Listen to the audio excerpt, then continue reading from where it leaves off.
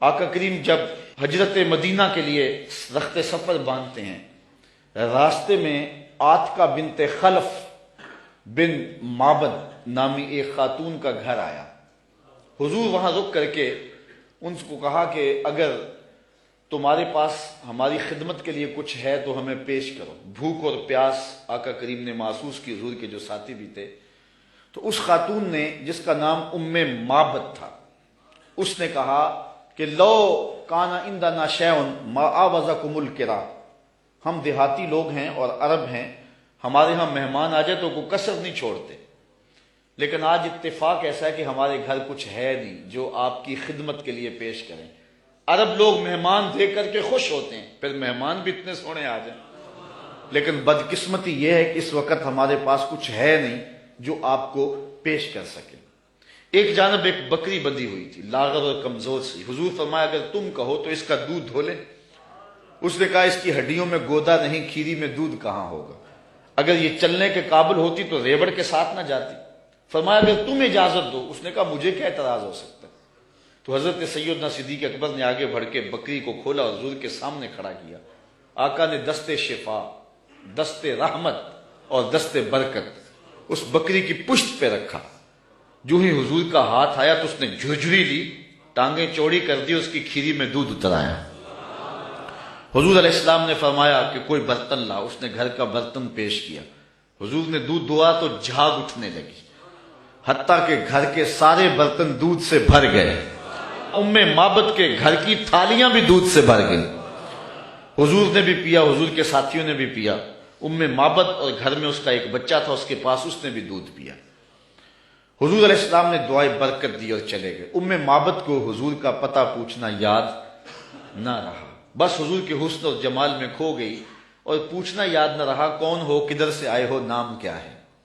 شام کو جب معبد بکریوں کا ریوڑ لے کر کے واپس پلٹا، اس نے کچی کلی پہ نور برستے دیکھا، انوار اترتے دیکھے۔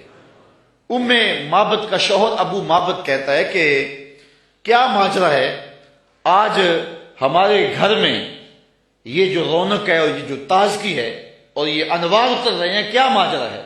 تو معبد کو حضور کا نام تو پوچھنا یاد نہیں رہا، اس نے اپنے طور پہ حضور کا نام رکھ لیا۔ اس نے کہا آج ہمارے گھر میں مبارک آیا تھا، آج ہمارے گھر میں مبارک آیا تھا۔ معبد پوچھتا ہے کہ مبارک کیسا تھا جو سارے گھر کو روشن کر گیا؟ وہ کیسا تھا؟ تو معبد تاصف رسول اللہ صلی اللہ علیہ وسلم، معبد حضور کا حلیہ بیان کرتی، کہتی ہے فقالت رأیت رجلا ظاہر البذات، میں نے ایک ایسا شخص دیکھا ہے کہ جس کا رنگ نکھرا ہوا تھا، جس کا چہرہ چمک رہا تھا۔ اللہ اکبر۔ حدیث بہت طویل ہے۔ کسیم وسیم وفی عینیہ داج وفی اشفارہ وطف وفی صوتہ سہل احول اکحل ازج اکرن وفی عنقہ سطع وفی لحیتہ کساسہ۔ کہا کیا بتاؤں، رنگ سونا تھا، ابرو ملے ہوئے تھے، پلکیں لمبی تھی، آنکھیں سرمگی تھی، گردن سراہی جیسی تھی، ہاتھ خوبصورت تھے، خاموش ہوتے تو پھر بھی وقار ہوتا۔ لیکن میں معبد کا صرف ایک جملہ آپ کی نظر کرنا چاہ رہا ہوں۔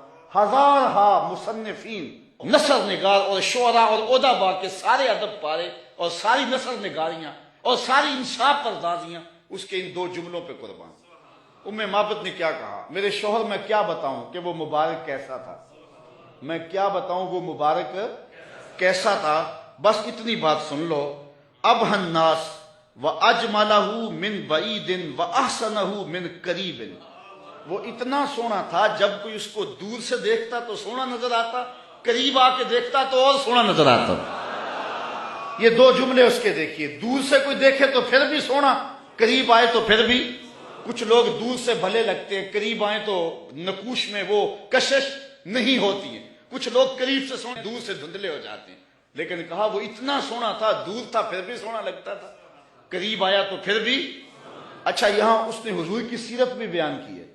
کچھ لوگ دور سے اچھے لگتے ہیں، قریب آ کے اچھے، دور سے اچھے لیکن رشتہ داری کر کے دیکھو تو اچھے نہیں ہیں، کاروبار کر کے دیکھو تو اچھے نہیں ہیں، دوستی لگا کے دیکھو تو اچھے نہیں ہیں، سفر کر کے دیکھو تو اچھے نہیں ہیں۔ وہ کیا، کسی نے کہا اس کے لہجے میں یوں تو برف تھی لیکن جو چھو کے دیکھا تو ہاتھ جل گئے۔ کچھ لوگ دور سے سہانے سہانے قریب آئیں تو کان پھٹیں ڈھول کی طرح، لیکن اس نے حضور کی صورت بھی بیان کی اور ان جملوں میں حضور کی سیرت بھی بیان کی. کہا وہ اتنا سونا تھا، دور تھا تو پھر بھی سونا لگتا تھا، قریب آ گیا تو پھر بھی سونا لگتا تھا. دور تھا تو نظریں جھکی ہوئی تھی، قریب آیا تو حیا کے پہرے تھے. عجیب حسن تھا، عجیب رنگ تھا. حضور دور سے بھی سونے اور قریب سے بھی. جنہوں نے قریب سے دیکھا نا انہوں نے کہا کل قمر لیلۃ البدر لم ارا قبلہ ولا بعدہ مثلہ. کیا پوچھتے ہو، 14ویں رات کا چمکتا ہوا چاند تھے حضور. حضور جیسا نہ پہلے دیکھا نہ بعد میں دیکھا. یہ کس نے کہا؟ حضرت ابو ہریرہ نے. جس نے پاس کھڑے ہو کر کے دیکھا، جس نے قریب سے دیکھا اس نے کہا کل قمر لیلۃ البدر. اور جس نے 13 صدیوں کے فاصلے پہ کھڑے ہو کے دیکھا اس نے کہا مکھ چند بدر شاہ شانی ہے، متھے چمک دی لاٹ، کالی زلف تے اکھ مستانی ہے، مخمور اکھی ہند مد بھری. جس نے قریب کھڑے ہو کے دیکھا اس نے کہا کہ چاند چڑھا ہوا تھا اور حضور لال دھاری دار یمنی چادر اوڑھ کے آرام کر رہے تھے. یہ حضرت جابر بن سامورہ کہتے ہیں کبھی اسے دیکھوں کبھی انہیں دیکھوں، فائزہ ہوا اندی احسن من القمر. پھر میں نے فیصلہ کیا نہیں حضور سونے ہیں. جس نے قریب سے دیکھا اس نے کہا کہ چاند سے حضور سونے ہیں، اور جو 13 صدیوں کے فاصلے پہ کھڑے ہو کے بریلی سے دیکھتا رہا اس نے کہا خورشید تھا کس زور پر، کیا بھڑ کے چمکا تھا قمر، بے پردہ جب وہ رخ ہوا یہ بھی نہیں وہ بھی نہیں. جس نے قریب سے دیکھا اس نے کہا کان رسول اللہ صلی اللہ علیہ وسلم افلج الثنیتین اذا تکلم رویا کالنور یخرج من بین ثنایاہ، کہ حضور کے سامنے والے دانتوں میں ہلکا سا سوراخ تھا اور حضور جب بولتے تھے نور کی کرنیں چھن چھن کے نکلتی تھی. یہ حضرت عبداللہ ابن عباس نے کہا جو پاس کھڑے تھے اور جو 14 صدیوں کے فاصلے پہ کھڑا تھا اس نے کہا تو اجے میرا یار نہیں ڈٹھا، جنوں ویکھ کے چند شرم آوے، ادھی راتی دن چڑھ جاوے، جیو رخ تو نقاب اٹھاوے، تے جے او نکلے سیر کرن نو سارا گلشن سیس نواوے، اتے دھرتی لف لف جاوے. جے ہاتھ پھلاں وچ رکھدا ہاتھ پھلاں تو ود جاوے، نین نشیلے مست رسیلے وچ سونا کجل سہاوے، اکھ اگڑے تے انج پیا جاپے جویں میں خانہ کھل جاوے، تے جے او کھولے پیچ زلف دے اتے راہی راہ پل جاوے، توبہ توبہ حسن سجن دا چال نہ چلی جاوے، بجلی ڈردی لشک نہ مارے متاں بے ادبی ہو جاوے. علم خدا نے اینا دتا عقلاں وچ نہ آوے، عقل خدا نے اینی دتی علماں وچ نہ آئے. کی اعجاز نظر وچ او دی جو آوے وک جاوے، خلق او دے نے مو لئی دنیا کوئی ورلا ہی جان بچاوے. آزم ایڈا سونا ماہی سن کدھرے نظر نہ آوے. جنہوں نے قریب سے دیکھا انہوں نے بھی کہا سونا، اور جنہوں نے دور سے دیکھا انہوں نے بھی کہا سونا. تو کہا کوئی قریب سے دیکھے پھر بھی واری جائے، دور سے دیکھے پھر بھی واری جائے. تو اجے میرا یار نہیں ڈٹھا، جنہوں ویکھ کے چند شرم آوے. کہا کیا بتاؤں کہ وہ قریب سے بھی سونا اور دور سے بھی سونا. اچھا اس نے حضور کا حلیہ بیان کیا. ام معبد میرے بچے تیرے پہ قربان، ام معبد میری نسلیں فدا تیرے ایک ایک جملے پہ. حضور کا حلیہ بیان کیا اور حد کر دی ام معبد نے. دعا کرو اللہ ہمیں حضور کی زیارت نصیب فرمائے. یا اللہ واسطہ ڈالتے ہیں ام معبد کا، ہمیں حضور کی زیارت دے دے. یہ آنکھیں اس قابل تو نہیں ہیں لیکن مالک تو کرم کر، ہم تیرے محبوب کا نام لے رہے ہیں. ام معبد کا صدقہ حضور کی زیارت دے دے. اچھا ام معبد نے حضور کا حلیہ بیان کیا، مبارک کا حلیہ بیان کیا.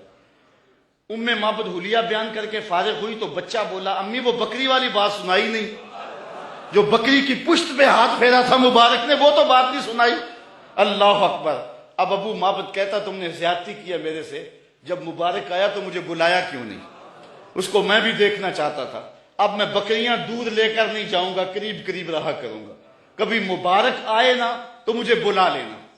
اب وہ سارے گھر کے افراد مبارک کا انتظار کر. ابو معبد کے جذبات یہ تھے ایک بار ہی دیکھ لوں، لیکن ام معبد کہتی تھی کاش کے روز بھی گزرے، مبارک کا روزانہ گزر ہو یہاں سے. ایک دن ام معبد سودا سلف لینے کے لیے قریبی بستی میں گئی، نہ ملا تو آگے بڑھ گئی. آگے شہر مدینہ میں جا پہنچی. سودا خرید رہی تھی، بچہ بھی ساتھ تھا کہ حضرت ابوبکر صدیق گزرے. تو بچے نے جب دیکھا نا تو تڑپنے لگا، اور اس کے لفظوں میں وہ بے ساختگی اور اس کی تڑپ ظاہر ہو رہی ہے. اس نے کہا یا امہ ان ھذا الرجل الذی کان مع المبارک. اے امی اس دن جو مبارک کے ساتھ نہیں بندہ تھا یہ جا رہا ہے. सौदा छोड़ा हजरत अबू बकर सिद्दीक के पीछे और पूछते हैं मुबारक कहाँ है, तुम तो मिल गए हो, मुबारक किधर है। अब नाम तो अपने तौर पे रखा हुआ था। हजरत अबू बकर सिद्दीक फरमाया किस मुबारक को ढूंढ रही हो। कहा वही जिसने बकरी की पुश्त पे हाथ फेरा था। कहा आओ तुम्हें मुबारक के डेरे पे ले चलो। हुजूर सहने मस्जिद नबवी में बैठे हुए थे। जब बच्चे ने देखा तो फिर चीखा और कहा अम्मी वो देखो मुबारक बैठा हुआ। ये हुजूर के कदमों में बैठ गई और बरकत लूटी। हुजूर ने इस्लाम दिया, इन्होंने कबूल किया। वापस पलटे, घर आए। शाम को अबू माबद के वापस आने का जब वक्त हुआ ना, तो माँ कहती थी बेटे तू खामोश रहना, मैं बताऊंगी तुम्हारे बाप को। बेटा कहता नहीं अम्मी, मुबारक के साथी को मैंने देखा था, इसलिए मैंने बताना अब्बू के हम मुबारक को देख आए हैं। शाम को जब अबू माबद आया ना, ये दोनों बताने लगे, वो पहले ही बोल पड़ा। कहा घर फिर चमक रहा है, मुबारक फिर आया था। उन्होंने कहा मुबारक तो नहीं आया, हम उसका डेरा देख आए हैं। कहा किधर रहता है। कहा जिसे दुनिया मोहम्मद कहती है वही तो मुबारक है। फिर अगले दिन अबू माबद भी हुजूर के कदमों में बैठा हुआ था।